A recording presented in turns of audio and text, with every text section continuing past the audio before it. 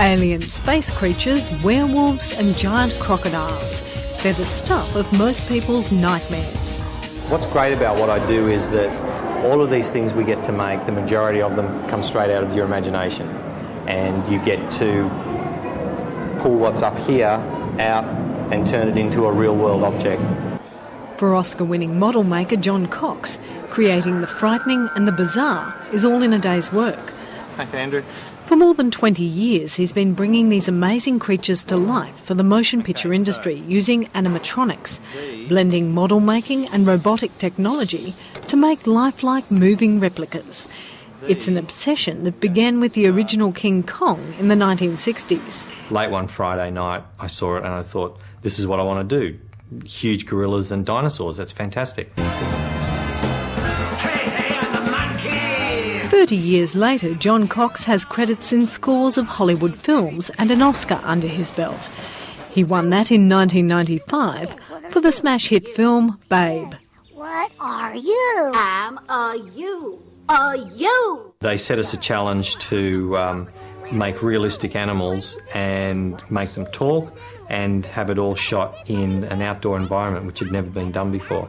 Why do they need us? After working in the industry for 17 years, I sort of got some overnight credibility. Now John Cox and his team have decided to let the public in on some of their model-making secrets, putting their best work on display in an exhibition entitled How to Make a Monster. We like to keep a good collection of our creatures because producers come and visit us and we can just show them straight up what it is. They love to see what's on film because ultimately that's what their product is, but it doesn't replace the ability to touch something and just see it in real life. There's a wealth of material. The gorillas from George of the Jungle 2, characters from Inspector Gadget and huge lizards from Komodo. And while his Oscar is at the front entrance, some of John Cox's most famous creations, the animals from Babe, surprisingly won't be part of the show. All those pieces were destroyed a couple of years ago so that they would never see light of day again. This exhibition is how to make a monster, so there are no cute little barnyard animals in this one. In this workshop, a latex or fiberglass body is made to cover the internal machinery. This is a fearsome creature from the sci-fi horror movie Pitch Black.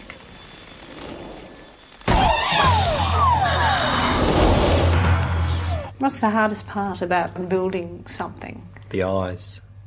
The eyes are just the hardest part out of all, because a real animal's eyes are just constantly moving and they go in every single direction you could possibly think of. The eyeballs are created from painted fiberglass that's coated with an epoxy resin. It's a fairly involved process of multiple castings and recastings so that you can actually get it to look like an eyeball. And what's this? This is a crocodile? This is from Peter Pan Crocodile. This version had a bit too much purple in it, so it wasn't used. The one that was used was very orange.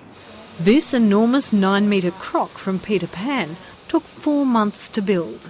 This was an absolute joy to perform. This was possibly the most powerful, impressive puppet I've ever had my hands on.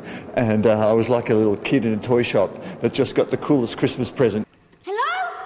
It was to be used in a sequence inside a treasure cave, and word came down that they'd cut the entire sequence. What does end up in the film is crocodile head, asleep in the cave, one eye opens and the head moves about 2 feet to the left, and that was about 1% of what the thing was capable of doing.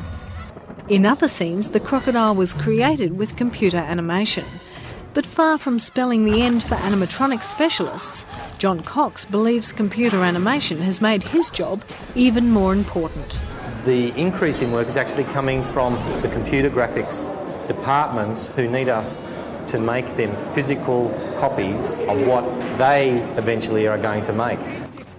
This exhibition isn't just about the high-tech end of the business. Richard Muick has been working as a sculptor in the film industry for years, even working on the original Star Wars film in the late 1970s.